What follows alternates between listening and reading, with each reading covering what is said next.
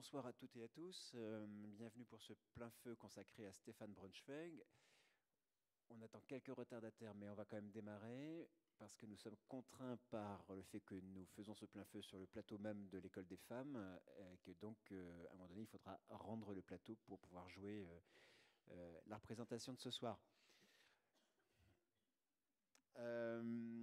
Alors, je rappelle quand même pour ceux qui ne le sauraient pas comment fonctionnent les pleins feux. L'idée, c'est de s'intéresser plutôt à un parcours et à une démarche artistique, de manière à ce que vous ne soyez pas là qu'à voir des spectacles, mais aussi à comprendre de manière un peu plus sensible et un peu plus de l'intérieur d'où ça vient d'une certaine manière, comment les inspirations viennent, pourquoi, comment. Et puis, l'idée, c'est de rentrer aussi à un moment donné dans un dialogue, c'est-à-dire que on va essayer de tenir une sorte de dialogue pendant environ 45 minutes, et puis j'essaierai ensuite de vous donner la parole pour que vous puissiez poser des questions directement à Stéphane. La première question, qui est une question habituelle, si j'ose dire, c'est comment le théâtre est entré dans ta vie?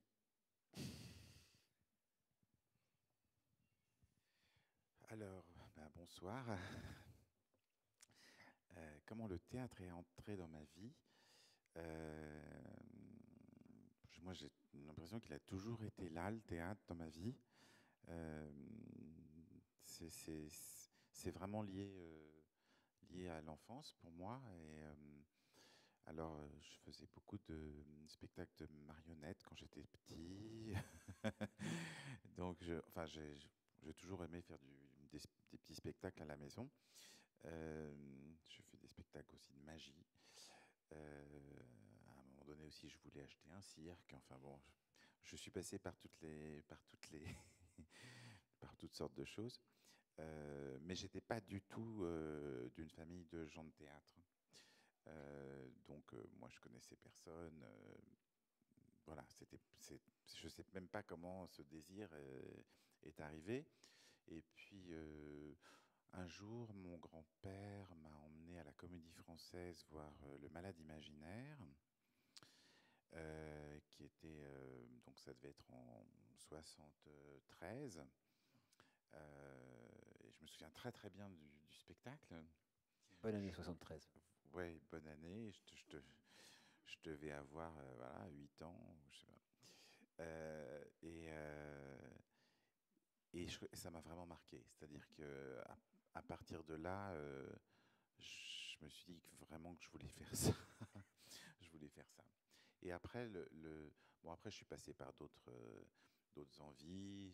J'ai été aussi très cinéphile, très intéressé par le cinéma. Euh, mm, mais bon, en fait, je crois que j'ai toujours voulu faire de la mise en scène. Hein. C'est-à-dire que le théâtre, pour moi, c'était faire de la mise en scène. C'était pas être acteur. Ça, même si je faisais l'acteur à la maison pour mes parents, mais c'était pas être acteur. Voilà. Et tu as des frères et sœurs, Stéphane? J'ai un petit frère. D'accord. Et donc le théâtre, c'était tout seul ou avec le petit frère? Ah non, c'était tout seul. Et donc tu voulais pas être acteur, mais pourtant, donc tu fais partie de la catégorie des bons élèves, si j'ose dire, parce que tu fais des études sérieuses. Donc ça arrive de temps en temps. On n'est pas tous fâchés avec les études au théâtre, même s'il y a beaucoup de gens fâchés avec l'école notamment. Du coup, après tes études entre guillemets plus classiques, puisque tu es normalien, tu fais l'école de Chaillot, qui est à l'époque dirigée par Antoine Vitesse. Donc à l'époque, j'imagine que là, pour le coup, tu joues. Oui, à l'époque, donc on est en 1987. Il n'y a pas d'école de mise en scène en France. Ça n'existe pas. Donc, le seul moyen, quand vous voulez être metteur en scène, c'est-à-dire quand je suis rentré à l'école de Vitesse, j'avais déjà fait des spectacles, disons, en milieu universitaire. Et le seul moyen de devenir metteur en scène, c'était voilà, d'aller dans une école d'acteurs et ou de faire de l'assistanat, voilà, c'était ça hein, le chemin. Euh, alors l'assistanat, quand on connaît personne, c'est difficile de rentrer. Et puis même les écoles d'acteurs, à l'époque, je savais pas où aller. Encore une fois, je connaissais personne. Euh, Et il se trouve que j'ai appris que Vitesse ouvrait une école, parce qu'en fait Vitesse avait été pendant très longtemps professeur au conservatoire, puis il avait pris la direction du théâtre de Chaillot en 81. Et quand il a pris la direction du théâtre de Chaillot, il a arrêté d'enseigner au conservatoire et il a commencé à faire des ateliers de travail, de laboratoire dans les murs de Chaillot. Et en 86, il a décidé de faire une école, c'est-à-dire que au lieu d'avoir des gens qui viennent sous forme de stages, d'ateliers, de manière plus irrégulière, il a structuré un programme pendant 2 ans. Et j'ai appris que cette école existait et surtout que pour passer ce concours, il n'y avait pas besoin de passer, enfin on pouvait passer une scène, une audition, mais on pouvait aussi présenter un projet de mise en scène. Alors là, je me suis dit, c'est pour moi. Et donc, je suis allé passer ce concours et j'ai présenté un projet de mise en scène sur une pièce de Shakespeare. C'était sujet imposé. En tout cas, il fallait choisir une pièce de Shakespeare. Donc, j'ai présenté le Conte d'hiver et j'ai été pris. Et du coup, j'étais dans l'école à travailler. Il n'y avait pas de cours de mise en scène. Et en même temps, tous les cours étaient des cours de mise en scène. Et j'avais ce statut dans l'école d'être élève metteur en scène ou élève. Oui, voilà, on était deux. Et ces 2 années qui ont été vraiment fondatrices pour moi parce que justement, pour la première fois, j'ai été confronté avec des apprentis euh, comédiens qui se dirigeaient vraiment vers une vie professionnelle. C'était une expérience voilà, que j'avais pas du tout.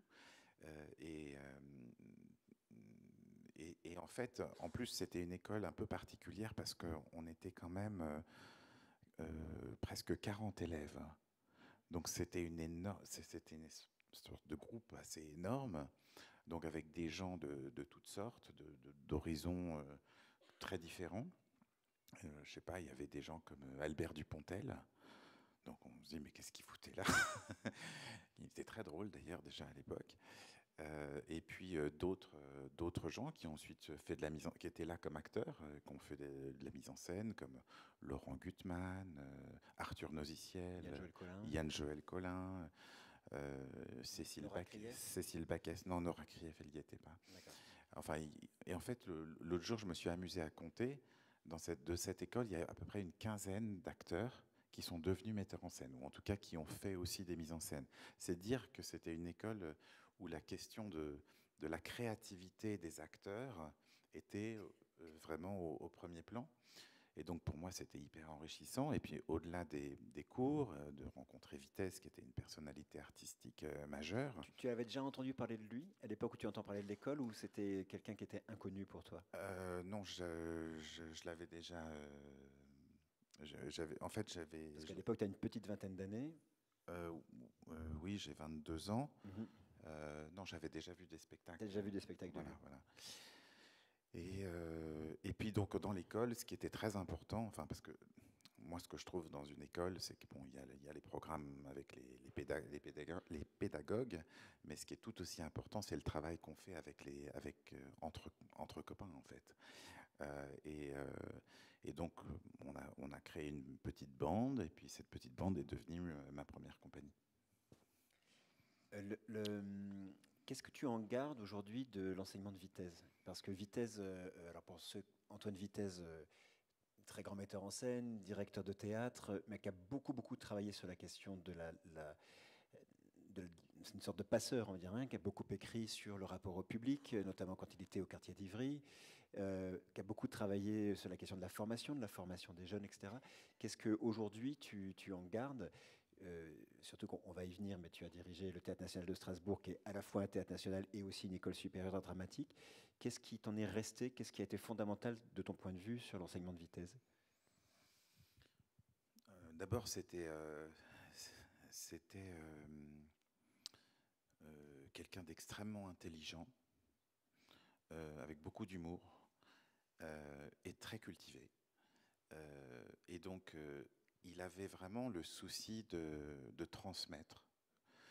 Alors, il le faisait en tant que pédagogue, mais c'était toujours transmettre, transmettre, transmettre. Alors, on était là, et puis tout d'un coup, il voyait quelqu'un jouer, et puis il lui disait: Ah, tu vois, là, tu joues comme Jean Vilar. Alors, nous, évidemment, Jean Vilar, c'était un peu loin. Et il nous expliquait le style de jeu de Jean Vilar, par exemple, où il nous racontait les cours qu'il faisait avec Tania Balachova, qui était sa prof dans les années 30. Enfin, bref, c'était donc il nous passait comme ça sa mémoire. Il nous racontait. Il avait vu beaucoup de spectacles aussi. Il connaissait bien ses collègues. Donc il nous parlait de tel spectacle de Planchon, de tel spectacle de Chéreau, de tel spectacle de Jean-Pierre Vincent. Donc il nous faisait notre culture en fait. Ça c'était le premier point. Et du coup, on n'avait pas l'impression d'être comme des plantes coupées. On avait l'impression de se planter dans un sol qui existait déjà. Ça, c'était une sensation très, très agréable. Après, la deuxième chose, c'est que Vitesse, c'était... Enfin, je parlais tout à l'heure de créativité de l'acteur. Pour lui, l'acteur, c'est un créateur. Donc, quand on assistait à ses cours, on voyait, lui, ce qu'il voulait, c'était voir les acteurs rêver. Donc, un acteur, c'est pas ça joue pas un acteur, ça rêve. Et donc, il nous mettait vraiment dans l'idée que l'acteur n'est pas juste un exécutant ou un interprète, mais quelqu'un qui va amener son imaginaire, son monde, en fait. Pour moi, c'était complètement nouveau, ça, comme idée. J'y avais pas pensé avant. Voilà. Donc ça c'est peut-être la chose la plus importante. Et cette créativité de l'acteur, ça donnait l'idée que le théâtre, c'était un grand champ de liberté. C'est-à-dire on pouvait faire n'importe quoi. Alors parfois, n'importe quoi n'était pas très intéressant, mais parfois, ça nous ouvrait des pistes, ça nous ouvrait des horizons. Et quand on est metteur en scène ou quand on se dirige vers la mise en scène, pouvoir, à partir d'un texte, tout d'un coup, divaguer ailleurs, bah c'est très important parce que ça ouvre. Voilà. Ça, c'est quelque chose qui reste, par exemple, dans ta pratique, dans la direction d'acteur, par exemple, sur le fait que quelle place tu laisses aux propositions des comédiens pendant les répétitions, quel écart entre les intuitions, les pressentiments, on va dire, et puis ce qui se passe au plateau pendant les répétitions. Alors moi, je suis beaucoup plus, on va dire, beaucoup plus directif que Vitesse l'était. Mais moi, j'aime que l'acteur, par exemple, quelqu'un me demandait à propos de Claude Duparfait hier dans l'école des femmes, c'est un acteur qui fait un travail physique très, très important. Si ce travail physique, si je lui donnais des indications là-dessus, je dis bah non, ça c'est lui, c'est lui, c'est son imaginaire d'acteur, c'est son corps. Et moi, je le regarde, je peux lui dire un peu plus de ça, un peu moins de ça, ou ça c'était bien. Bon, je vais bien sûr, je vais l'accompagner dans ce travail, mais c'est lui, quoi. Donc, est-ce que par exemple tu fais partie des metteurs en scène qui donnent des places pendant les répétitions ou tu laisses les comédiens trouver une géographie par eux-mêmes? Faudrait leur demander. Il y en a qui sont là.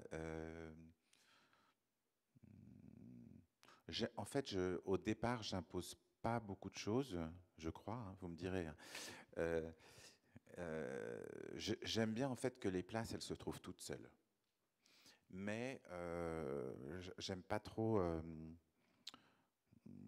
Ouais, il faut que ça se trouve tout seul. J'aime pas quand c'est imposé, quand c'est trop formel, quand c'est trop.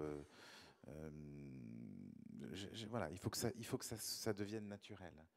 Donc, en fait, je fais assez peu de mise en place. Enfin, l'air de rien, en fait. Je crois que je fais assez peu, je dis. Mais en même temps, ce que j'aime, c'est une certaine simplicité. Donc, quand un acteur va commencer à courir dans tous les sens, je dis assieds-toi là, assieds-toi là, on n'a peut-être pas besoin que ça bouge comme ça. Enfin voilà. Euh, Donc c'est comme ça que ça travaille. Donc si on revient sur ce qui reste de vitesse, la question de l'acteur-créateur, c'est quelque chose que tu as nommé, et c'est une notion qui maintenant est très forte hein, dans les écoles de théâtre, la question que le comédien n'est pas forcément simplement un interprète qui obéirait aux injonctions d'une ou d'un metteur en scène, mais plutôt quelqu'un qui va être une force de proposition par lui-même au plateau. Je pense que c'est quelque chose qui est maintenant assez dominant, qui s'est beaucoup élargi avec la question des collectifs, avec la question de... du coup, toi, dans ta pratique de metteur en scène, comment tu... Parce que je reviens un petit peu à cette question-là pour qu'on la creuse sur... puisque tu parlais de l'imaginaire du comédien, du coup, Vitesse disait il faut que le comédien rêve. Donc du coup, comment tu te débrouilles pour que cette part de l'imaginaire de l'acteur rencontre la tienne? Euh, alors moi, je pars vraiment du texte. Donc le point de départ, c'est vraiment le texte. Donc moi, je ne suis pas un metteur en scène qui fait des improvisations, qui construit un imaginaire autour. Ça, non. Tu l'as jamais fait? Non. D'accord. Je ne sais pas le faire, en fait. Oui, oui. Je veux dire, c'est une autre pratique, une autre dynamique. Par contre, je sais bien lire les textes. Et Tu dirais que c'est lié aussi à ton activité de normalien? C'est-à-dire, ou est-ce que c'est un hasard, d'une certaine manière? non, mon activité ma, ma formation de philosophe, ça m'a aidé à réfléchir, à penser, à construire des cohérences de pensée, des cohérences de dramaturgie. Mais le texte, c'est autre chose. Et en fait, plus et puis quand on commence, euh, on ne sait pas comment on fait. Hein. Franchement, on apprend, on apprend, on apprend, on apprend. Donc je veux dire, moi, je me sens pas tout à fait le même metteur en scène maintenant qu'il y a 30 ans quand même. Mais en tout cas, lire, c'est-à-dire essayer de comprendre ce qu'il y a dans les mots, derrière les mots, et puis toujours penser que même pour les textes les plus littéraires, même quand on est en alexandrin, que c'est des gens, les acteurs, pour moi, parce qu'il y a il y a eu des tas de gens qui ont dit qu'il n'y a pas de personnage, il n'y a pas de situation, il y a pas tout ça. Pour moi, il y a des personnages, il y a une situation, il y a une fiction. Je me maintiens dans le contexte de la fiction et donc du personnage. Donc, quel que soit le texte, même s'il est extrêmement littéraire et écrit en alexandrin, pour moi, c'est des gens qui se parlent. Donc, arriver à articuler, à faire que des gens se parlent. Ça c'est la chose la plus importante. Mais quand on se parle, il y a des choses qu'on se dit, il y a des choses qu'on ne se dit pas. On croit voilà, on croit qu'on pense quelque chose, mais en fait, il y a autre chose qui pense à notre place. Moi, je suis aussi quand même très influencé par la psychanalyse. Ça vient de ta maman? Ça vient de ma maman, ça vient de ma grand-mère surtout, qui était psychanalyste. Après, ça veut juste dire pour moi, la psychanalyse, que l'inconscient, ça existe, et que quand on parle, on n'est pas complètement dans ce qu'on dit. Il y a des tas de choses qui viennent derrière. Donc moi, j'ai besoin de poser ça comme préalable. Et après, c'est ça que je vais aller aussi chercher. Et en plus, souvent au théâtre, on a quand même des personnages qui sont dépassés par les situations, dépassés par leur pulsions, par leurs sentiments. Donc c'est ça qui est intéressant. Et donc le travail, c'est beaucoup avec les acteurs d'aller explorer toutes ces zones, de leur donner une sorte de conscience de cet inconscient, et ensuite de les mettre dans cette situation d'être en connexion avec l'inconscient. Et puis ensuite, après, il va falloir qu'ils oublient leur conscience de l'inconscient pour pouvoir retrouver une sorte d'inconscience du jeu. C'est complexe. Hein. C'est pas, c'est pas simple. Hein. Le, quelqu'un qui est, enfin, t'es un metteur en scène aussi qui s'intéresse beaucoup à la scénographie, voire même de temps en temps tu signes tes propres décors. Toujours. Toujours. Et ben voilà, c'est simple. Euh, du coup, ça vient d'où aussi alors, du coup, on va trouver la connexion aussi par rapport aux comédiens, parce que du coup, tu penses les espaces au moment où tu choisis, au moment où tu lis les textes, les espaces sont dans ta tête. Enfin, et comment tu fais cette conjonction, on va dire, entre le travail de metteur en scène avec la direction d'acteur, la question de penser l'espace dans lequel les comédiens vont devoir évoluer. Euh, oui, disons qu'avant que commencent les répétitions, il y a deux choses fondamentales que j'ai faites. C'est d'abord de choisir des acteurs, ce qui est une grande part du travail de la mise en scène, hein. Choisir qui va jouer quoi, avec quels acteurs on va rêver et on va raconter une histoire, enfin, il y a déjà une grande partie du travail qui est là. Et puis imaginer un espace. Souvent, les espaces que je fais sont enfin, je ne sais pas si vous avez vu le spectacle déjà ou si vous. Je pense qu'il y a les deux, il y a les, enfin, les Voilà, spectateurs qui étaient donc hier et d'autres qui vont le voir je ce voudrais soir. pas trop, je veux pas trop déflorer le spectacle pour ceux qui l'ont pas vu, mais c'est des espaces souvent assez mentaux, assez, je dirais, abstraits, concrets, c'est-à-dire qu'il y a à la fois une dimension d'abstraction, mais il y a aussi des éléments concrets qui permettent de s'appuyer. Pour moi, ça rentre toujours dans un endroit où le théâtre peut toucher à des zones pas fantastiques, mais fantasmatiques, on va dire. Et donc, c'est des espaces qui sont assez ouverts pour que, par exemple, sur ce spectacle, je ne savais pas très bien comment j'allais l'utiliser. Au début des répétitions, j'avais quelques idées. Et, voilà, bien sûr, je ne savais pas rien, mais c'était assez ouvert. Franchement, je ne savais pas à quel moment ça bougeait, etc. Donc j'aime bien en fait que le travail des répétitions enfin, construisent l'espace. J'aime bien quand on construit l'espace avec les acteurs. Après, il y a là, c'est un peu spécial. Après, parfois, je fais des espaces où il y a beaucoup plus d'éléments réalistes. Parce que, par exemple, le Canard Sauvage qui avait joué à la Comédie il n'y a pas Oui. si longtemps était un espace qui était très construit, très.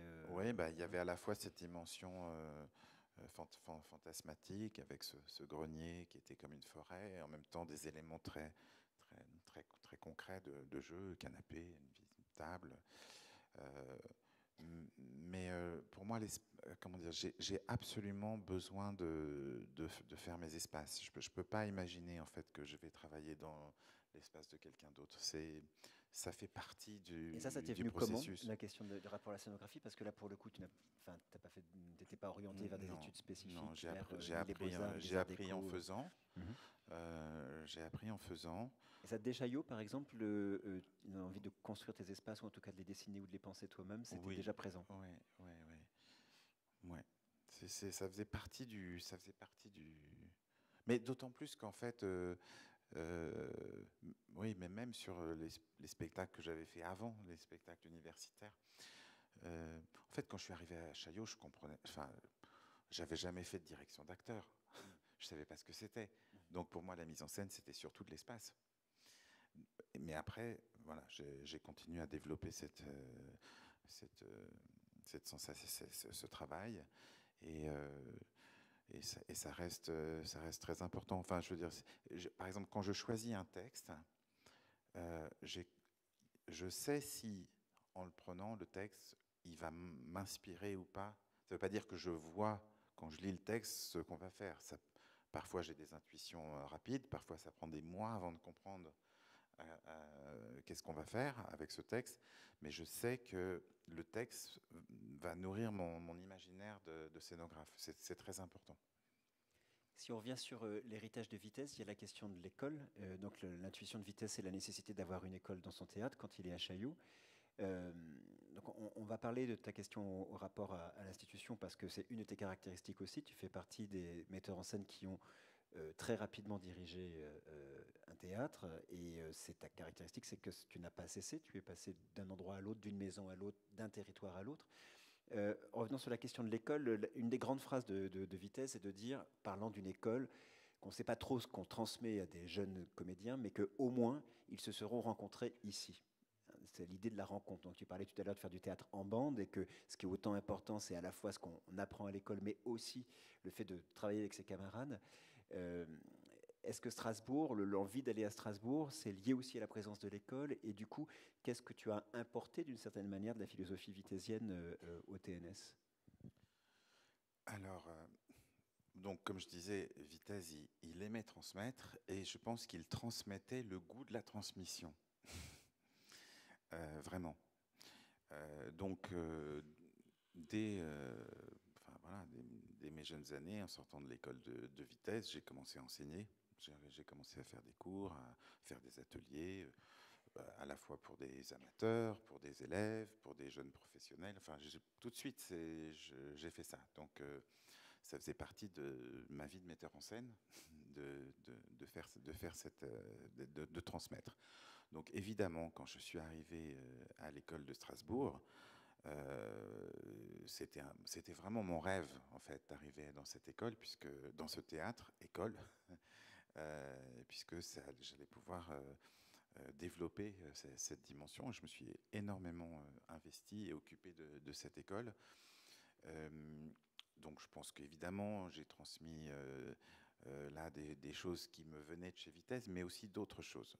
Et peut-être la chose la plus importante que j'ai faite à l'école, c'est de créer une section de mise en scène et une section de dramaturgie. Parce que justement, c'est une chose qui, moi, dans mon parcours, m'avait manqué. Et j'avais eu cette chance d'être dans cette école de Chaillot où la question de la mise en scène était partagée, on va dire. Elle était là et pas là. Hein. En tout cas, elle n'était pas thématisée, mais voilà. C'était une école de théâtre, quoi. Voilà. Pas une Tu école. allais au plateau quand même de temps en temps? Ah oui, oui, Oui. j'y allais, oui, bien Voilà. sûr, j'ai joué. Bah, vaut mieux pas avoir vu ça, mais j'ai joué. Enfin, c'était une école de théâtre au sens large. On réfléchissait sur le théâtre, on se demandait comment on faisait du théâtre. Quand je suis arrivé à l'école du TNS, qui était une école dont la spécificité depuis sa création était d'avoir des élèves acteurs, mais aussi des élèves scénographes et des élèves régisseurs, c'est-à-dire disons, toute la partie des métiers techniques du théâtre. Et je me suis dit, il manque en France une formation digne de ce nom pour des metteurs en scène et pour des dramaturges. J'entends les dramaturges au sens allemand du terme. Pas, en France, quand on dit un dramaturge, on pense parfois à un auteur de théâtre, mais au sens allemand, un dramaturge, c'est quelqu'un qui est plutôt quelqu'un qui va réfléchir à partir d'un texte, apporter des éléments sur une époque, faire le lien entre ce texte et puis d'autres, etc. Donc je dirais une figure intellectuelle qui peut avoir une forte dimension une forte sensibilité artistique. Il faut avoir une sensibilité artistique proprement dite pour faire le travail de dramaturge. Et moi, dans mon parcours, j'avais rencontré en 93 une dramaturge qui s'appelle Anne-Françoise Benamou et qui m'accompagne depuis ce temps-là et qui est ma principale partenaire pour faire les spectacles. Et donc, je trouvais que cette fonction était essentielle et que cette école permettait justement de créer une formation à la mise en scène de manière simple. Il suffisait, il fallait recruter des élèves, mais une fois qu'ils étaient dans l'école, on pouvait leur inventer des parties spécifiques, mais ils pouvaient aussi profiter des cours de scénographie, des cours techniques, des cours de jeu. Et ils avaient, puisqu'il y avait tous ces gens-là, ils pouvaient faire des spectacles avec ces gens-là. Moi, je ne suis pas du tout dans l'idée que, par exemple, dans la plupart des grandes écoles de mise en scène en Allemagne, les promotions, elles sont entre 5 et 10 élèves. Nous, l'idée, c'était qu'on prenait 2 élèves. Parce que la formation à la mise en scène, ça ne peut pas être une formation dogmatique, enfin, à mon avis. C'est-à-dire qu'on ne peut pas dire, voilà, c'est comme ça qu'on fait. Former des gens à la mise en scène, c'est surtout leur donner des outils pour qu'ils inventent leur façon de faire. Sinon, c'est pas très intéressant. Mais donc, quand on suit deux personnes, donc on avait en général deux metteurs en scène, deux dramaturges, eh ben on peut les aider, les suivre, les coacher. C'est plus une sorte de travail de coaching, quoi. Mais ça, c'était passionnant. Et là où je suis fier, c'est qu'on a quelques metteurs en scène importants aujourd'hui qui sont sortis de cette formation, notamment Caroline Guillaine-Guyenne. Elle a présenté ici son Saigon, non? On n'a pas fait Saigon, mais on a coproduit La Brûlure. Elle brûle, voilà. Elle brûle. Ensuite, quelqu'un comme Guillaume Vincent aussi. Voilà, Rémi Barchet aussi. Ce sont plusieurs personnes qui sont sorties de l'école et qui font des très très belles carrières. On creuse ça, le rapport à la dramaturgie, donc le fait que c'est quelque chose qui vraiment est caractéristique de ton travail, d'avoir une dramaturge avec qui tu as une fidélité depuis maintenant de nombreuses années, on va dire, que ça comme ça. À quoi ça sert un dramaturge ou une dramaturge dans des répétitions? Qu'est-ce que ça apporte aux comédiens? Comment tu organises le travail concrètement là-dessus? C'est-à-dire, est-ce que vous passez des heures et des heures à la table au début, ou à quoi ça sert, on va dire? En général, bon après, en 25 ans, on a bougé nos méthodes et même en fonction, parfois sur certains spectacles, on ne travaille pas de la même façon que sur d'autres. Mais disons qu'en gros, c'est avec elle que je décide quel texte je monte. C'est-à-dire que c'est à partir de discussions avec elle une décision sur un spectacle se fait. Ensuite, on a quelques conversations en amont, autour de la distribution, autour de la scénographie. Qu'est-ce qu'on veut raconter? Quels vont être les enjeux particuliers du spectacle? Mais pas tant que ça. Enfin, je veux dire que moi, je me méfie beaucoup de ce qui se passe en amont, en fait. Je n'aime pas trop figer les choses en amont. Et donc après, le travail, c'est beaucoup en répétition. Elle regarde les répétitions. Parfois, elle intervient, parfois, elle n'intervient pas. Des fois, elle me laisse me prendre le mur. Elle me dit, non, mais là, le travail à la table est une partie importante non, ou on fait on fait peu de travail à la table, en fait. Oui, parce que souvent, parce que les gens imaginent souvent qu'une ou un dramaturge, c'est quelqu'un qui théorise longtemps. Non, c'est pas le cas. Il y a un aspect un peu allemand, c'est ce que tu disais, Oui, dans oui, tes non, dramaturgies. en l'occurrence, c'est pas le cas parce que moi, je pars beaucoup plus du plateau, du texte et du plateau, mais donc il y a toujours un petit travail à la table de lecture, de déchiffrage en fait. Il faut déchiffrer. Il y a des choses qu'on comprend, des choses qu'on ne comprend pas. Donc le travail à la table, ça permet aussi de mettre un peu tout le monde d'accord au début sur qu'est-ce qu'on comprend et qu'est-ce qu'on ne comprend pas. Parce qu'en fait, c'est ce qu'on ne comprend pas qu'on va explorer. Donc savoir ce qu'on comprend et ce qu'on ne comprend pas, c'est un peu le but du travail à la table. Mais ce n'est pas là qu'on va prendre des grandes décisions. Du coup, ça peut durer 2 jours, 3 jours. Ça dépend si la pièce est très... Peut-être si on monte un Shakespeare, ça va durer 5 jours parce que c'est encore plus difficile. Puis c'est aussi un lieu, la table, où on pose des problèmes de traduction quand on fait des spectacles qui viennent d'autres langues. Mais en fait, le travail vraiment important pour moi de ma dramaturge, c'est le regard qu'elle va porter sur les répétitions. Et moi, je vais aller dans une direction, et puis elle va parce que pour pouvoir en fait faire de la mise en scène, il faut, comme l'acteur, à un moment donné, on dit souvent les acteurs, il faut qu'ils lâchent prise. Donc il faut aussi qu'ils laissent surgir des choses. Il faut qu'ils ne contrôlent pas tout, il faut qu'ils ne maîtrisent pas tout pour pouvoir laisser surgir des intuitions. Mais le metteur en scène aussi, il peut pas être. Le metteur en scène, c'est pas juste quelqu'un qui est dans la maîtrise des choses. Il faut aussi qu'il se laisse aller à ses intuitions. Si le metteur en scène ne se laisse pas aller à ses intuitions, on va jamais très loin. Les intuitions, elles peuvent par contre être bonnes ou mauvaises. Et puis, une intuition peut être, amener le spectacle dans une direction intéressante, mais pas du tout dans le cadre qu'on s'est donné au départ. Donc voilà, c'est le regard, je dirais ce regard extérieur. Moi, je dirige les acteurs et elle me dirige un peu. Une de tes caractéristiques aussi, c'est de mettre en scène beaucoup d'opéras. Tu en as fait un certain nombre, presque autant, enfin peut-être plus de théâtre quand même que d'opéra, mais tu as quand même fait beaucoup d'opéras et très tôt. Ta première mise en scène, je crois que c'est au Châtelet, et tu n'as pas 30 ans quand tu fais ta première mise en scène au Châtelet.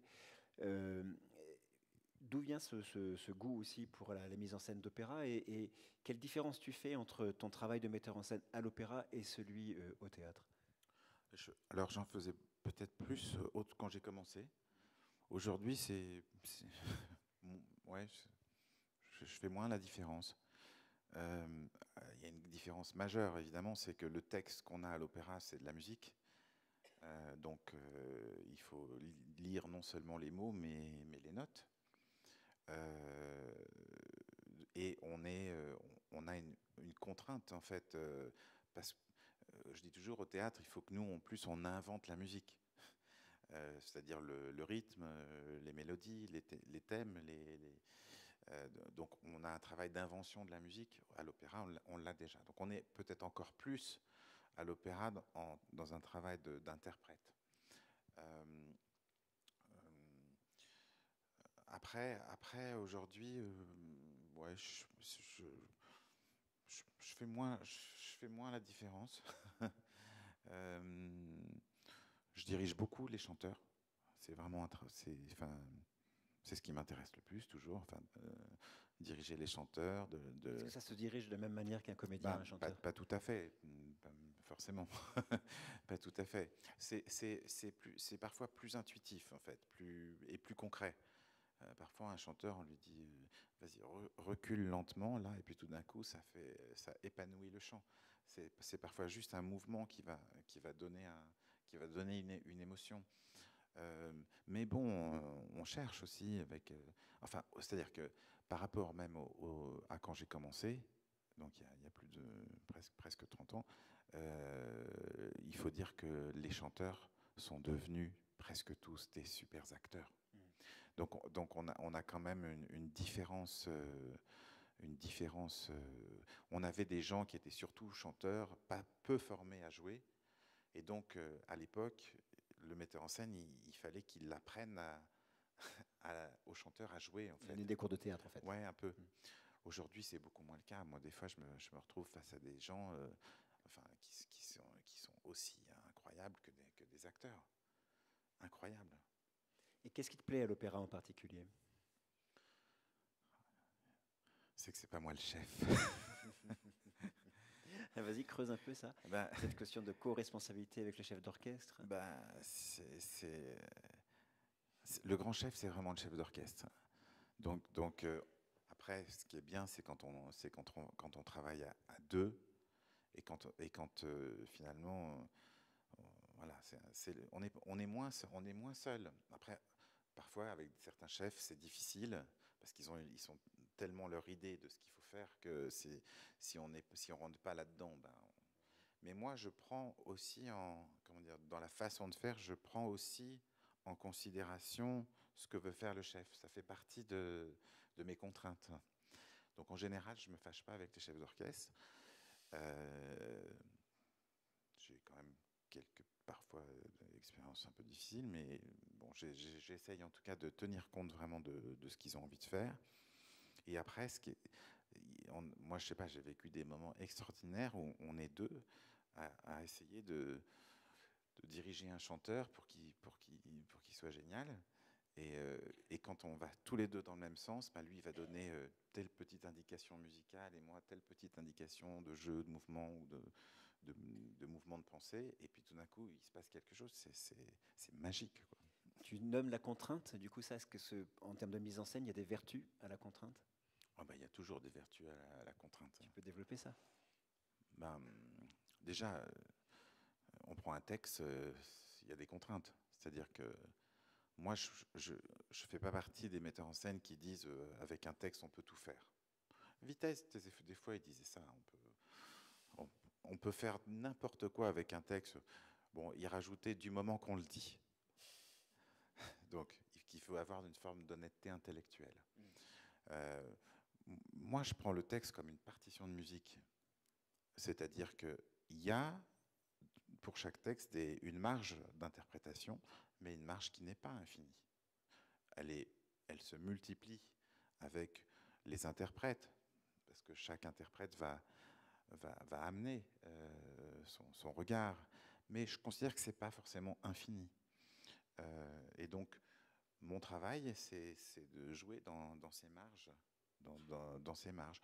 Et pour l'opéra, c'est pareil. Il faut trouver l'endroit où on a des marges pour intervenir. Je vais revenir sur la question de l'institution, parce que du coup, tu citais parmi tes anciens élèves Caroline Guéla-Nguyen, c'est notamment une jeune metteuse en scène qui théorise très clairement qu'elle ne veut pas diriger un lieu. Toi, tu t'es retrouvé à la direction du Centre dramatique d'Orléans, jeune, hein, tu n'avais pas 30 ans. Tu as même été le premier directeur de ce Centre dramatique national, donc tu en es le fondateur d'une certaine manière. Et ensuite, bien, tu as continué ton chemin, tu es passé d'Orléans à Strasbourg, de Strasbourg à la Colline, de la Colline à l'Odéon. Qu'est-ce qui guide ce désir-là? Le statut de compagnie, finalement, tu t'en es séparé assez rapidement. Qu'est-ce qui, de ton point de vue, a fait que tu as eu envie de ça, d'une maison, d'un théâtre, d'une institution?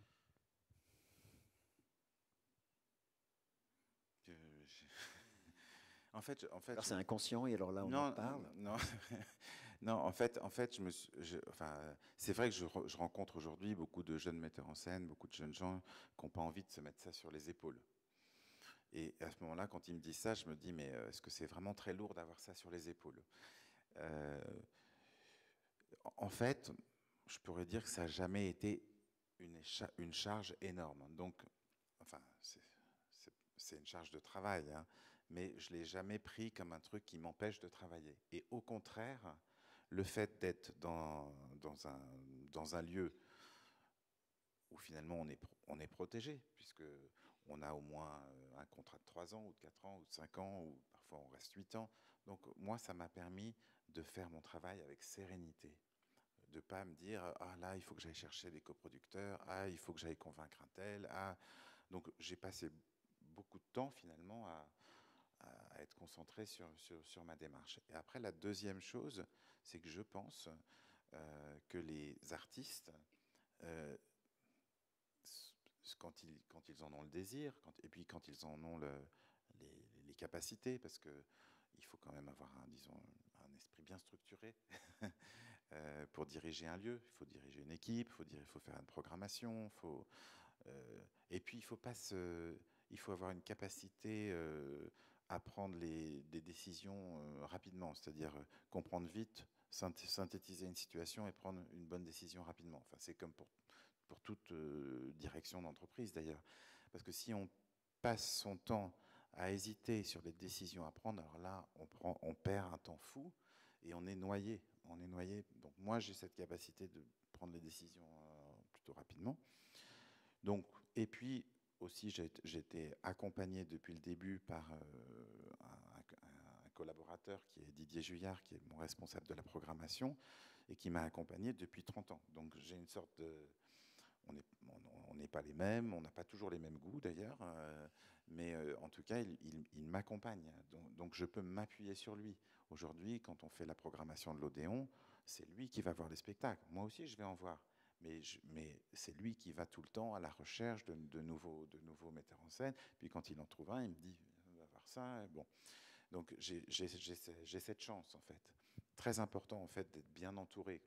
Mais je pense vraiment que les artistes, c'est important à la tête des théâtres et à la tête des institutions, parce qu'on n'a pas le même rapport au public qu'un programmateur. Creuse ça, oui, c'est intéressant. Parce que en fait, la démarche artistique du metteur en scène, du metteur en scène directeur, elle fédère une équipe, elle fédère autour de lui. Et ensuite, je me souviens très bien quand je faisais mes présentations de saison à Strasbourg et que je parlais des artistes, je parlais des autres, j'en parlais à partir de ma position d'artiste, pas à partir de ma position d'expert, mais aussi de ma sensibilité artistique. Et comme le public soutenait très fortement ma démarche, bah, ça leur donnait confiance pour aller voir les autres spectacles. Et donc, il y avait un entraînement euh, pour le public qui n'est pas le même que quand c'est un programmateur. Et puis, il y a d'excellents programmateurs, hein, c'est pas pour dire qu'il y a d'excellents programmateurs, mais eux, ils vont, voilà, il y aura peut-être moins je sais pas, une homogénéité ou une cohérence. Est-ce que tu fais un lien avec ce que tu disais sur le passeur, c'est-à-dire du côté de vitesse, etc. C'est-à-dire que du coup, Oui, est-ce qu'il y a une empathie, par exemple, sur le fait de dénicher les nouveaux talents, de les accompagner, parce que, par exemple, bah, quand on dirige un lieu, on produit, on coproduit, donc on va aussi donner les moyens à d'autres de pouvoir travailler. oui, fondamentalement, aider des jeunes metteurs en scène à faire leur spectacle, j'adore ça. Mais aussi les accompagner dans la durée. C'est-à-dire, une des chances que j'ai eues comme metteur en scène quand j'étais jeune, c'est que j'avais 2, 3 théâtres qui prenaient tous mes spectacles systématiquement. Donc j'avais eu, enfin, c'était Bernard Sobel à Gennevilliers, c'était Claudine Gironès qui était au Maillon à Strasbourg, à Dijon, il y avait François Le Pilouer. Donc il y avait un certain nombre de gens qui m'ont vraiment aidé et accompagné dans la durée. Et ça, c'est très important aussi parce que, comme tu dis, on parle de plein feu, là, on parle d'une démarche. Un spectacle, c'est un petit bout. C'est un petit bout d'un travail. Bien sûr, le spectacle, il a sa valeur en soi. Des fois, il est très bien, des fois, il est un petit peu moins bien. Des fois, voilà, ça, c'est la vie des artistes. On les réussit pas tous. Et puis, il y en a qui ont réussi mieux que d'autres. Donc ça, tu dirais que c'est une des choses qui te caractérise aussi, qui est une forme de fidélité, puisque Anne-Françoise Oui. Benamou est là depuis le départ, Didier Julliard il est là depuis très longtemps aussi. Ah oui, je suis Les très fidèle. artistes, Mm. les anciens élèves, que ce soit des comédiens ou des metteuses en scène ou des metteurs en scène, etc., sont des gens que tu continues à accompagner aujourd'hui, que tu continues à soutenir. Donc ça, tu dirais que c'est une des choses qui caractérise aussi ta démarche. Oui, et puis même dans mon équipe artistique des spectacles, mon éclairagiste, elle a fait tous mes spectacles depuis 30 ans. Mon collaborateur à la scénographie, mon costumier, ils sont arrivés en 94, donc ça fait presque 5 ans qu'on travaille ensemble, et ça continue. Mais en fait, cette fidélité et se sentir bien entouré, c'est ce qui, moi, me donne une forme de sérénité dans le travail. Je voudrais qu'on parle de ton rapport au classique, parce que c'est une chose quand même qui te caractérise, parce que d'une certaine manière, le passage par le Théâtre national de la Colline a presque été une forme d'accident, même si d'une certaine manière, tu as tout à fait accompli ta mission en étant à la Colline. Mais principalement, tu as un appétit, on va dire, qui est beaucoup tourné vers les classiques. Est-ce que tu pourrais nous dire pourquoi, comment, comment ça se met en place cette chose-là? En fait, j'ai un appétit pour les grands textes. Alors, ça peut être un peu provocant de dire ça s'il y a plein d'auteurs contemporains dans la salle. Mais je dis toujours, bon, en même temps, à l'époque de Tchekhov, il n'y avait pas non plus 12 000 Tchekhov. Donc, je pense qu'il y a quelques très grands auteurs contemporains. Il y a par exemple un auteur norvégien contemporain que je mets en scène régulièrement. Quand Chéreau, Arme Ligre. ah, voilà, et puis quand Chéreau montait Coltès, ben, il montait que Coltès, hein, il en montait, bon après il a monté une fois Boto Strauss, mais franchement, moi je pense que être metteur en scène, c'est c'est ouvrir des dialogues avec des auteurs et avec des grands auteurs, avec des gens qui sont plus forts que vous, quoi, qui vous inspirent. Et c'est pour ça que bah, j'ai commencé, bon, aussi à l'époque, hein, quand j'ai commencé, euh, la tradition des grands metteurs en scène, c'était de monter des classiques, Et de hein, les revisiter. Oui. et de les revisiter. Donc, moi, je me suis inscrit dans cette tradition. Et puis donc, j'ai ouvert des dialogues avec des auteurs, donc Molière, Shakespeare, Tchekhov, Ibsen, essentiellement.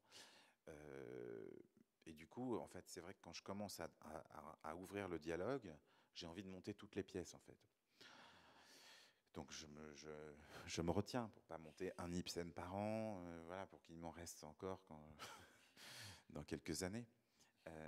Et après, quand j'étais à la Colline, c'était passionnant pour moi, justement parce que j'ai vraiment beaucoup plus lu les contemporains, j'en ai découvert d'autres, et aujourd'hui, euh, bah, j'aime toujours les classiques, mais je trouve que on est quand même dans une période un peu nouvelle pour le théâtre, où on a beaucoup de jeunes metteurs en scène alors soit qui s'appuient sur des adaptations de romans, soit des adaptations de films,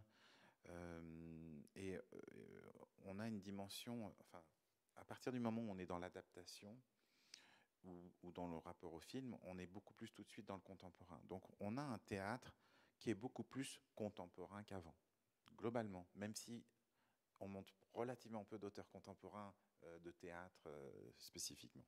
Mais on a un théâtre qui est beaucoup plus contemporain. Donc des fois, quand je me dis, je vais monter une pièce de Molière, je me dis, mais qu'est-ce que je vais encore aller faire à monter une pièce de Molière? Et il faut vraiment que j'ai l'idée de comment on peut en faire une pièce contemporaine pour que ça ait du sens. Parce que si c'est pas aussi fort que ce qu'on voit sur les scènes en général, ça va pas. Ça déclenche ton désir. Mhm. Et du coup, ça me fait le pont avec la question de diriger un théâtre. Où est-ce que tu situes ta part de responsabilité dans la direction d'un théâtre? C'est-à-dire de te dire, j'ai la chance de diriger une institution. En l'occurrence, là, tu diriges un des 5 théâtres nationaux. Tu fais même partie des rares qui ont dirigé 2 théâtres nationaux. 3 théâtres nationaux, pardon, effectivement 3 théâtres nationaux. Donc les théâtres nationaux, tout petit point pour le public, les théâtres nationaux sont les théâtres qui sont entièrement financés par l'État. Contrairement à un centre dramatique national comme la Comédie de Saint-Étienne, où il y a d'autres financeurs, comme la ville de Saint-Étienne, la région Auvergne-Rhône-Alpes, le département de la Loire, le département de la Haute-Loire, etc. Quand on est dans un théâtre national, on est nommé carrément par le président de la République, parce que c'est le seul financeur. Toi, donc tu as très bien décrit sur ce qui t'avait attiré là-dedans, mais quelles sont, de ton point de vue aujourd'hui, en 2019, quelles sont tes responsabilités en tant que directeur d'une institution? Quand tu t'es dit, je vais arriver à l'Odéon, tu as du coup aussi pensé à ça, pensé à un projet. Tu te dis, bon, aujourd'hui, à l'aube des années, bientôt les années 2020, etc., qu'est-ce que c'est que diriger un théâtre? Quelles sont mes responsabilités en tant que directeur de théâtre? Mes responsabilités, c'est d'abord la mission essentielle d'un théâtre de service public, c'est-à-dire soutenir des grands créateurs et de les faire et de donner accès à un large public. C'est les 2 piliers du théâtre public, c'est-à-dire qu'il faut que un travail soit vu par un maximum de gens, et quand on dit large, c'est pas qu'une question de quantité, c'est aussi une question de qualité, c'est-à-dire quel public. Donc ça c'est le point de départ. Donc moi comme directeur théâtre, et surtout théâtre de l'Odéon, l'Odéon c'est théâtre de l'Europe, hein, donc on a aussi une mission européenne et internationale. Donc moi j'ai la responsabilité de proposer un programme qui soit, on présente les artistes les plus intéressants aujourd'hui. Enfin, en tout cas, on a cette ambition. On est un théâtre de création, donc on n'est pas là à programmer des spectacles qu'on a déjà vus ailleurs. On doit s'engager, prendre des risques pour que ces spectacles existent. Quelques spectacles, bien sûr, on les a vus ailleurs, notamment les spectacles étrangers. Quand on les fait venir, il faut vraiment que ça ait vraiment du sens. Et puis après, il faut que mes salles elles soient pleines. Il faut absolument que les salles elles soient pleines. Et encore une fois, il faut aussi qu'elles soient pleines avec un public un peu diversifié. Et là, évidemment, on se retrouve devant des difficultés importantes, parce que d'une part, quand on est un théâtre national, on croit qu'on est très riche, mais en fait, on n'est pas très riche, parce que nos subventions, elles ne sont pas énormes, que c'est des théâtres où il y a quand même beaucoup de personnel. Hein. À l'Odéon, on est pratiquement 130. Donc pratiquement toute la subvention part dans le fonctionnement du théâtre. Donc c'est aussi, on a besoin des recettes de billetterie pour faire fonctionner le théâtre. Donc on a tendance à se dire, comme c'est plein, on peut monter le prix des billets. Mais si on monte le prix des billets, alors on n'a plus qu'un certain public. Et quand je suis arrivé à l'Odéon, les prix des billets avaient été très fortement augmenté, justement pour compenser le manque le manque qu'il y a au niveau des subventions, en tout cas de la marge qu'il y a entre la marche du théâtre et la subvention. Et donc, moi, ma responsabilité et mon enjeu que je me suis donné, c'est ok, très bien, il faut que les salles soient pleines, mais il faut aussi qu'on touche d'autres publics. Concrètement, qu'est-ce que tu as mis en place? Eh ben, on a mis en place, par exemple, de faire des avant-premières à moitié prix. C'est-à-dire que on a avant chaque série, on a 2 représentations où on peut acheter les billets pour la moitié du prix. C'est-à-dire, en fait, Tu as pour le essayé de les orienter pas mal sur les jeunes, justement, ces avant-premières? Pas exactement, parce qu'en fait, tous les jeunes ils ont déjà le moitié prix. En fait, on a aligné ces tarifs sur les tarifs jeunes. Donc, c'est pas spécialement pour les jeunes, c'est plutôt pour les gens qui sont disons des jeunes actifs, mais qui n'ont plus le droit aux tarifs jeunes, qui gagnent pas forcément très bien leur vie. Ça concerne aussi les retraités, qui n'ont pas toujours des retraites exceptionnelles. Et qui n'ont plus, enfin en tout cas dans nos théâtres, il n'y a plus de tarifs spécifiques pour les seniors. Donc voilà, ça c'est une chose. Autre chose, dans la deuxième salle qu'on a à Berthier, il n'y avait qu'une seule catégorie de prix. Enfin, il y avait les tarifs réduits pour les publics spécifiques, mais la salle, comme c'est une salle comme ça, d'un seul bloc, il n'y avait pas comme à l'Odéon. Dans la salle à l'italienne, il y a le tarif, voilà, il y a le tarif A à l'orchestre pour les meilleures places, tarif B, tarif C, tarif D. Bon, et donc en fait, à l'Odéon, si on s'y prend bien, on peut avoir des tarifs pas très chers, à condition d'être accepté, d'être placé un peu plus haut. À Berthier, c'était pas comme ça. Donc j'ai dit, bah non, mais on va quand même créer une deuxième catégorie, parce que sinon pour ces spectacles, qui sont des spectacles, comme j'ai énormément renouvelé la programmation avec beaucoup d'artistes qui n'avaient jamais joué à l'Odéon, il faut aussi que ça touche un nouveau public. Autre chose, alors on fait aussi énormément d'actions d'éducation artistique dans les quartiers autour de Berthier. Je crois que notre rôle, il est très important à ce niveau-là. On fait aussi, on est aussi assez, on va dire, engagé, bon, à la fois pour qu'il y ait plus de parité dans les programmations, mais aussi plus de diversité. Est-ce qu'on peut creuser ça un petit peu? Parce que effectivement, quand tu étais encore au Théâtre National de la Colline, il y a eu la mise en place de Premier Acte, qui est donc un projet qui a été mis en place avec des fondations d'entreprises. Est-ce que tu peux nous parler un petit peu de la naissance de ce projet Premier Acte et ce que ça a ensuite changé chez toi dans ton propre travail de metteur en scène? Premier Acte, c'est un programme de formation pour des jeunes gens issus de la diversité. Bon, comme on ne peut pas faire vraiment de discrimination positive, on disait pour des jeunes gens victimes de discrimination. Parce enfin, c'était une réflexion. L'idée de Premier Acte, elle est venue de Stanislas Nordet, hein,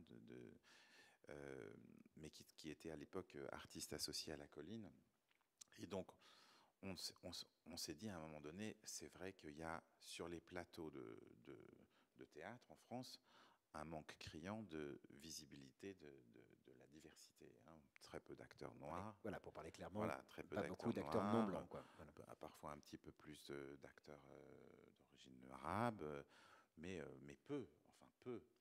Et donc, et c'était lié aussi au fait que dans les écoles, moi je me souviens quand on faisait le concours du TNS dans les années 2000, il n'y avait pas beaucoup de candidats. Donc on s'est dit, mais il y a bien des gens qui ont envie de faire du théâtre, enfin. Peut-être qu'ils ne se sentent pas, je sais pas, légitimes, parce que comme sur les plateaux, il n'y a que des blancs, hein, peut-être qu'ils se disent, de toute façon, il n'y a pas de place pour moi ici. Donc l'idée, c'était de dire, non, il y a de la place pour les bons, pour les gens qui ont du talent, comme pour tout le monde. Mais en tout cas, que cette place, elle existe. Et donc, on a monté ce programme pour aider ces jeunes gens à se dire qu'ils avaient leur légitimité, soit pour rentrer dans des écoles, soit pour jouer sur des plateaux. Et, et bon, pour moi, je trouve que c'est important. Et là, par exemple, aussi à l'Odéon, on fait beaucoup attention à ce qui est de distribution. J'ai été amené à parler de ça, puisque dans l'école des femmes, par exemple, la distribution n'est pas entièrement blanche. Et c'est une déclaration, c'est un moment qui a été important, entre guillemets, dans l'histoire, on va dire, de ce débat-là, parce que je me souviens d'un débat très houleux à la Colline, au moment du premier anniversaire du projet Premier Acte, où le débat était très, très chahuté par les associations, parce que vous aviez intitulé le débat « Quelle place pour les minorités ?» ou je ne sais plus comment il était. Enfin, grosso modo, le débat s'ouvrait de manière plus large, et donc le débat avait été chahuté. Je me souviens très bien qu'à ce moment-là, tu fais une déclaration assez nette en disant bon, mais moi, comme metteur en scène de théâtre, à l'opéra, j'ai toujours eu des distributions qui n'étaient pas forcément entièrement blanches, et ça ne m'a jamais posé de question comme metteur en scène, mais au théâtre, j'ai longtemps assigné à la couleur de peau une valeur dramaturgique, et donc il est grand temps de passer à la neutralité dramaturgique de la couleur de peau. Donc tu fais cette déclaration-là, et tu prends acte tout de suite derrière, puisque tu as une mise en scène qui suit. Immédiatement, les rôles principaux se retrouvent avec tes comédiens non blancs. Je pense à Jean-Baptiste Anoumont dans le rôle du médecin pour le Tennessee Williams, Adama Diop qui a joué Macbeth la saison dernière, etc. etc. À quel moment il y a cette prise de conscience? Qu'est-ce qui fait qu'à un moment donné, ça bascule et puis que tu finis par te dire, mais évidemment qu'il faut le faire, et que d'une certaine manière, cette exemplarité-là, à la tête de maisons aussi importantes que le Théâtre National de l'Odéon, il y a aussi, j'imagine, l'idée d'embrayer, d'emmener avec toi d'autres. Oui, enfin, en tout cas, on a notre part, je dirais, dans un mouvement global, mais je crois qu'il y a il y a un mouvement global de prise de conscience de ces questions-là. Mais c'est vrai que au moment de ce débat à la Colline, j'ai eu vraiment, comment dire, la sensation qu'il fallait faire quelque chose, que c'était devenu un sujet très très sensible. S'engager personnellement. Voilà. Et voilà, je me suis dit, bon, stop, il faut. Parce que c'est vrai qu'en France, on a l'habitude, dans tous les spectacles, de lire du sens. Alors, le public est habitué à décrypter du sens dans tous les signes qu'on donne au plateau. C'est vrai que moi, j'avais vu, dans les années 90, j'avais été faire un spectacle en Angleterre. J'avais fait des auditions pour, je sais pas, j'avais vu 120 acteurs. Et beaucoup, beaucoup, beaucoup d'acteurs noirs dans les auditions. Quand j'allais voir des spectacles... Peter Brook. Oui, mais Peter Brook, ouais. Mais Peter Brook, c'est aussi le désir de faire venir tout le monde sur le plateau. Mais on voyait à Londres, dans les années 90, des Hamlet avec, je sais pas, une Ophélie noire, un Polonius indien, et ça ne posait pas de problème en fait. Et c'est vrai que pour nous, c'était bizarre. Et donc il a fallu, je ne sais pas, une sorte de prise de conscience et de travail pour se dire, bon, au fond, tout ça est moins important que le fait que ces acteurs-là trouvent une place sur nos plateaux, et aussi que le public puisse s'y retrouver. C'est-à-dire que quand on a plus d'acteurs noirs sur le plateau, il y a aussi plus d'acteurs noirs dans la salle. Donc on ouvre. Et je crois que c'est ça qui est important aujourd'hui. Moi, je me souviens d'avoir vu Le Cid mis en scène par Declan Donnellan et joué par William Nadilam, donc vraiment un comédien français noir. Ça, c'est 94, je crois, ou 95, donc on est il y a 25 ans, quoi. Et donc, cette déclaration à la Colline, ça a 4 ans, 5 ans, quelque chose comme ça. Donc, on aura mis presque 20 ans au niveau de la prise de conscience de la mise en scène en France, en fait. Oui, je pense. Et puis, c'est vrai que, comment dire, les directeurs de théâtre, dont je m'inclus, on a une responsabilité dans cette prise de retard. Il faut quand même que la parole puisse circuler aussi auprès de vous, parce que j'avais dit que voilà, mais je suis toujours bavard, hein, mais en même temps, je pense que j'ai essayé de poser un petit peu les différents éléments qui constituent le travail de Stéphane. Il est 19h09, oui, c'est ça. Donc, c'est 10 minutes de questions, puis après on rend le plateau parce que je pense qu'ils vont avoir besoin au niveau de la technique de. Je parle sous votre contrôle, les amis. On peut se donner 10 minutes, c'est possible? J'ai l'impression que c'est possible. Merci. Parce que je ne voudrais pas frustrer les éventuelles questions ou de nos jeunes camarades ou des moins jeunes camarades présents dans la salle.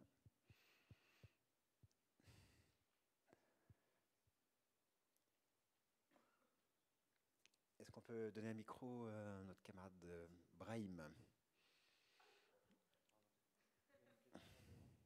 Et une question devant ensuite. D'accord, très bien. Pardon. Voilà. Oui, ouais. Allez-y, allez-y, je vous en prie. Puis on fera circuler comme ça. C'était un peu justement sur cette sélection, sur ce choix des acteurs, parce que je trouve que, bon, moi j'ai vu la pièce, donc c'est vrai que j'ai été absolument fascinée par la justesse de chacun des acteurs. Donc quand tu dis qu'il y a une audition, comment ça se fait, comment on arrive, parce qu'en même temps ces mêmes acteurs qu'on voit après ne sont pas ceux qu'on a vus en tant que personnages. Voilà, et cette transposition de voir en ces personnes la possibilité de ce qu'ils peuvent donner et être autres sur la scène. Enfin, c'était un peu toute cette question du choix de l'acteur et outre le fait de le mener, enfin, de tout ça et de dire ça vient de lui, mais comment, voilà. Je sais pas à quoi répondre. Moi, je fais pratiquement jamais d'audition en fait. Je prends des acteurs avec qui je travaille depuis longtemps, des jeunes que j'ai formés ou que j'ai rencontrés dans des ateliers de formation, et puis d'autres que je rencontre parce que je les ai vus jouer plusieurs fois. Et je fais très très peu d'auditions. Enfin, je veux dire, c'est exceptionnel si je fais des auditions. Parce que, alors pour le coup, ouais, mais moi j'ai besoin de travailler, de construire une famille en fait. Donc c'est vrai que je ne peux pas à chaque spectacle rouvrir complètement le. Mais dans chaque spectacle, il y a des gens nouveaux. Donc par exemple, dans ce spectacle, il y a au moins 4 acteurs avec qui j'ai jamais travaillé.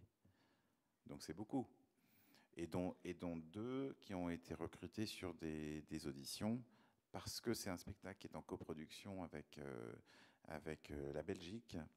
Et donc, l'enjeu de la coproduction, c'était de prendre des acteurs qui vivent en Belgique. Voilà. Du coup, j'avais une question, parce que vous avez dit que vous étiez très cinéphile et que vous aimiez beaucoup le cinéma. Du coup, je voulais savoir si vous avez des projets de cinéma, de réalisation que vous avez déjà fait ou que ça va venir peut-être plus tard. Ah bah peut-être que ça viendra plus tard, mais que vous avez déjà pensé. En fait, peut-être quand je dirigerai plus de théâtre, j'aurai un peu plus de temps. Mais c'est vrai qu'en dirigeant un théâtre, en faisant 2 spectacles par an, j'ai absolument pas le temps d'être dans cette logique-là. Mais tu en as déjà eu le désir? Oui, j'en avais le désir vraiment quand j'étais jeune. Et après, en faisant du théâtre, j'étais tellement dans mon bain, quoi, que j'étais bien. Après, aujourd'hui, peut-être oui, ça me tenterait d'essayer, mais je pense que ça sera peut-être un truc de vieillesse.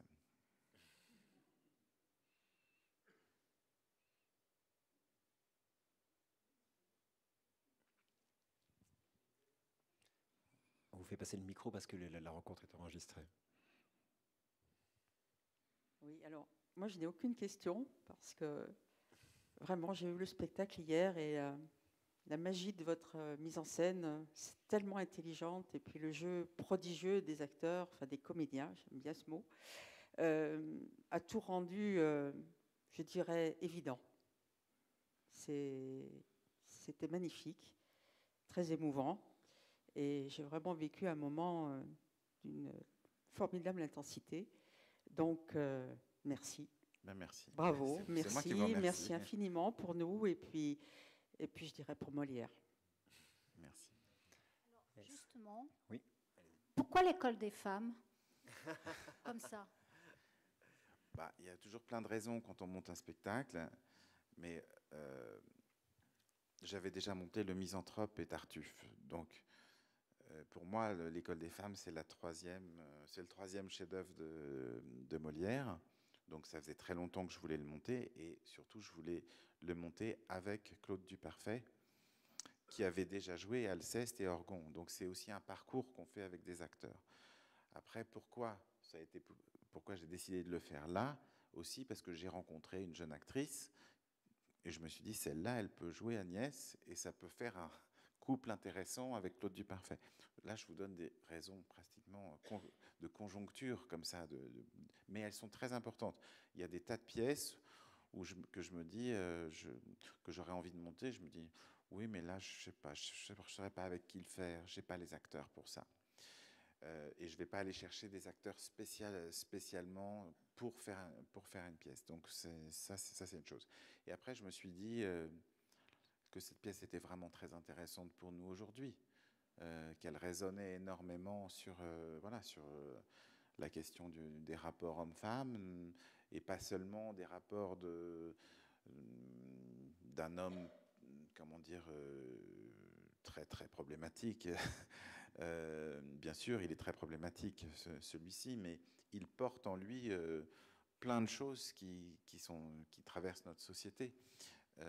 Et la question, alors évidemment, de la domination, de comment un homme veut dominer une femme. Qu'est-ce que c'est que ce besoin de dominer? Ça m'intéresse en tant qu'homme.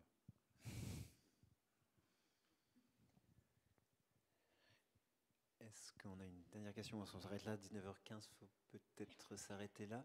Je vais vous signaler donc que Stéphane Braunschweig est actuellement intervenant en masterclass avec nos élèves de première année à l'école, et je leur remercie vivement d'avoir joué ce jeu-là du plein feu. Parce qu'on cherche à chaque fois à le faire avec le plein feu, mais on n'y arrive pas toujours, donc merci Stéphane. Et que par ailleurs, dans le cadre de la Biennale du Design, vous avez une installation dans le hall qui s'appelle Lire, et qui consiste à avoir des livres de manière virtualisée par les comédiens, et ce sont nos élèves en deuxième année cette fois, qui ont participé en grande partie à la mise en lecture de ces textes-là, en première année. Pardon, merci. 2, on est d'accord, voilà. Et donc n'hésitez pas à rentrer dans la boîte, il suffit de scanner le code barre du livre et vous voyez apparaître le comédien devant vous pour faire un extrait du livre. Merci à toutes et à tous d'être venus à cette rencontre plein feu. Merci Stéphane de t'être prêté à l'exercice. Bonne représentation à ceux qui viennent voir l'École des femmes ce soir ou demain, et à bientôt pour les autres.